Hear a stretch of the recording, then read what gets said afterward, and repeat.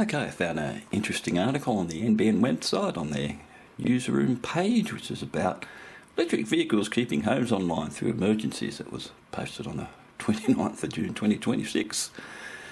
Talks about someone who lives in northeast Victoria. That's prone to floods and bushfires, but anyway, they've been using their electric car to power their NBN when the power goes out. So it's a bit like my battery setup I've got here, which is why I've got a couple of red power points that my NBN's plugged into. So if there's ever a power blackout, then my NBN stays up, which is always useful in a blackout, especially where I live. But anyway, point of making this video is this lovely little bit here, which I'll highlight. It says, unlike the copper-based fibre to the node network, full fibre is a passive technology that doesn't carry electrical current. This means it's far less susceptible to power outages, with fewer points like nodes that require power on the journey to a customer's home. A full fibre home can remain online as long as there's power in the home, whether it's coming from an EV, home battery or generator, or even if the neighbouring homes and FTTN nodes are without power. So that's kind of interesting but not surprising. It's something I've always known.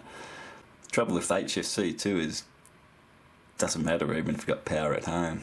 There's no power in the street. If there's no power in the street, HFC ain't going to work. You have as much power at home and it doesn't make any difference.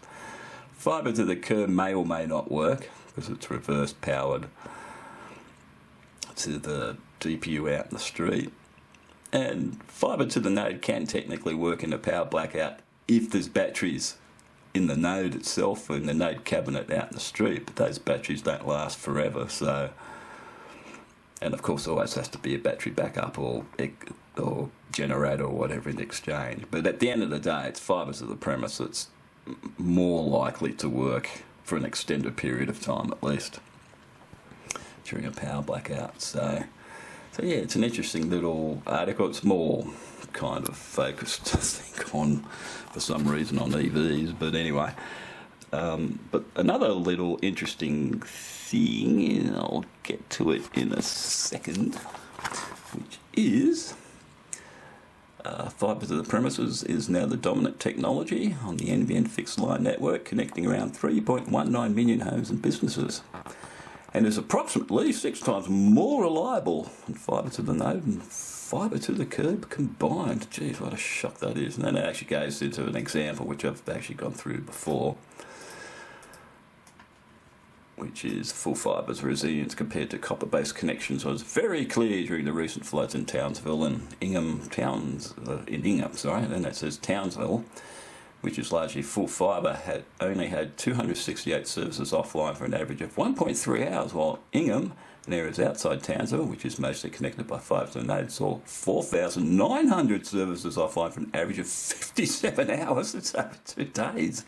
It's like, yeah, fibre to the node, what a great technology that is. But anyway, as I said, it's an interesting article, so I'll put a link to the video in it and you can have a read of it. Okay, thanks for watching.